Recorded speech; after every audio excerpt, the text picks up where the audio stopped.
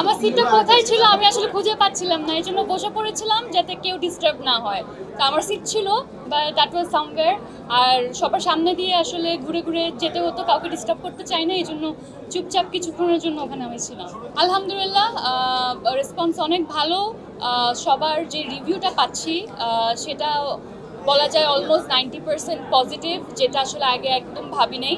আমরা খুব অল্প এক্সপেকটেশন নিয়ে আসলে এরকম একটা সময়ে এই ফিল্মটা রিলিজ করি, বিকজ ফিল্মটা খুবই গুরুত্বপূর্ণ ছিল এবং এই সময়টাতে রিলিজ করা যদিও একটা রিস্ক ছিল, বাট তারপরও আমি বলবো আমাদের প্রডিউসার আর সবাই, তাদেরকে অনেক অনেক ধন্যবাদ। তারা আসলে কোন সময় দিলে ভালো হবে, কোন সময় দিলে খারাপ হবে, এইসব জিনিসগুলো আসলে মাথায় রাখেন নাই, তারা এই রিস্কটা নিয়েছেন, তাদেরকে অনেক অনেক ধন্যবাদ। না, আমি আসলে ভালো গল্প নিয়ে আর ভালো চরিত্র নিয়ে আসতে চেয়েছিলাম এবং আমার মনে হয়েছে আমি যখন প্রিয় মালতীর স্ক্রিপ্টটা পাই, আমি এরকম কিছু দিয়ে আসলে শুরু করতে চাই এবং একটা আর্টিস্টের তো ডিফারেন্ট ধরনের কাজ করতে হবেই।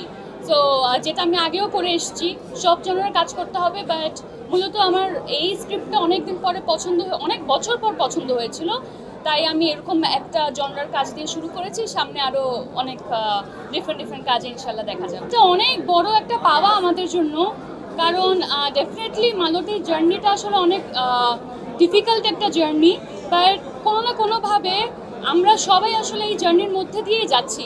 আমি একটা শব্দ ব্যবহার করেছিলাম কিছুক্ষণ আগে, ফিল্মটা অনেক গুরুত্বপূর্ণ। তো গুরুত্বপূর্ণ কেন সেটা আসলে আপনারা যখন সিনেমাটা দেখবেন তখন বুঝতে পারবেন। তবে এখানে অনেক জিনিস তুলে ধরা হয়েছে যেগুলো নিয়ে আগে আমরা কখনো কথা বলি নাই, স্পেশালি সিনেমার মাধ্যমে এই জিনিসগুলোকে তুলে ধরা হয় নাই। যেমন আমি একটা ছোট্ট এক্সাম্পল দেই, সেটা হচ্ছে আজকে এখানে যখন আমি আসছিলাম প্রচণ্ড জ্যাম ছিল, আর আমি শুনতে পাচ্ছিলাম যে আমাদের গাড়ির পিছনে একটা অ্যাম্বুলেন্স, রীতিমতো অ্যাম্বুলেন্সের সাইরেনটা বেজেই যাচ্ছে, কিন্তু তাকে কোনো ধরনের জায়গা করে দেওয়া হচ্ছে না। ডেফিনেটলি ওখানে একজন পেশেন্ট আছে বা এমার্জেন্সি একটা ব্যাপার ঘটছে এখানে, তো আমাদের তো আসলে তাদেরকে জায়গা করে দেওয়ার দায়িত্ব। তো এরকম অনেক ধরনের দায়িত্ব আছে যেগুলো আসলে ঠিক মতো আমরা হয়তো বা করতে পারছি না, কোনো না কোনো জায়গায় একটা সিস্টেম্যাটিক এরার আছে। তো এই ধরনের এরারগুলোকে নিয়েই আসলে এই গল্পটা বানানো, এবং এই জন্য আমি বলেছি গল্পটা খুবই গুরুত্বপূর্ণ এবং কোনো না কোনোভাবে সিস্টেমে যেই ভুলগুলো আছে সেগুলোর জন্য আমরা সবাই সাফার করছি, ওরকম একটা সাফারিংয়ের গল্পই প্রিয় মালতী। আমরা ফিল্মটা বানিয়েছি কারণ আমাদের এই ফিল্মটা বানানো খুব জরুরি মনে হয়েছিল, এবং আমি চাইলেই আসলে অন্য অনেক ধরনের ফিল্ম নিয়ে আজকে থেকে অনেক বছর আগে চলে আসতে পারতাম। কোনো ধরনের ইন্টেনশন নিয়ে আসলে কাজটা করা হয়নি।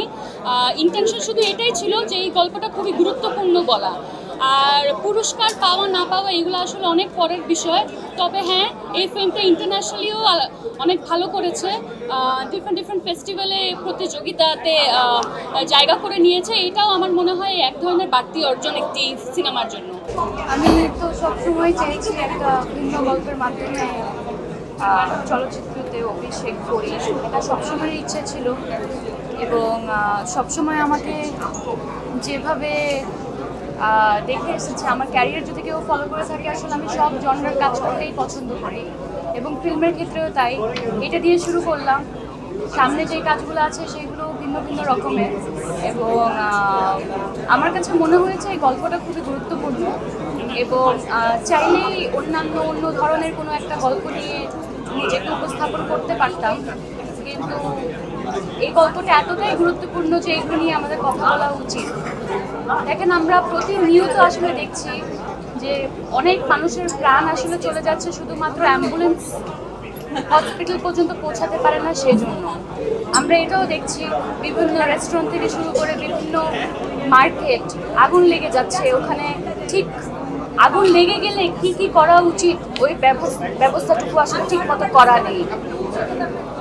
আমি জানি না কতজনের এই জিনিসটা ফেস করতে হয়েছে, বাট আমার ফ্যামিলিতে এই প্রবলেমটা আছে। সেটা হচ্ছে এনআইডি যখন একবার প্রিন্টার চলে আসে, সেটাকে সংশোধন করতে আসলে বছরের পর বছর চলে যায়, এবং এই প্রসেসটাই এতটা টায়ারিং যে মানুষ আসলে হাল ছেড়ে দেয়। আর আইসিইউর কথা তো নাই বললাম, আর আমরা করোনার সময় দেখেছি যখন কোভিড ছিল, আইসিইউ নিয়ে কী ধরনের মারামারি দৌড়াদৌড়ি, আইসিইউর অভাব। তো এই যে প্রত্যেকটা সেক্টরে কোনো না কোনো জায়গায় ঠিকমতো ব্যবস্থাগুলো করা হয়নি, সিস্টেমের মধ্যে একটু প্রবলেম আছে এবং আমরাই আসলে পারি এগুলো নিয়ে কথা বলতে এবং একটা আওয়াজ তুলতে। আর সেই আওয়াজটুকু একজন অভিনয় শিল্পী হিসাবে আমার মনে হয়েছে আমি সেটা আমার চলচ্চিত্রের মাধ্যমেই তুলব, কারণ আর্টিস্টের প্রতিবাদ আসলে একটু আর্টিস্টিক ওয়েতেই হয়। তো আমি বলবো এইটা আমাদের এক ধরনের প্রতিবাদ ছিল আমাদের আশেপাশে যে ধরনের অন্যায় ঘটে যাচ্ছে সেটা নিয়ে। আর সিনেমাটি আপনাদেরকে কতটুকু ভাবাতে পেরেছে,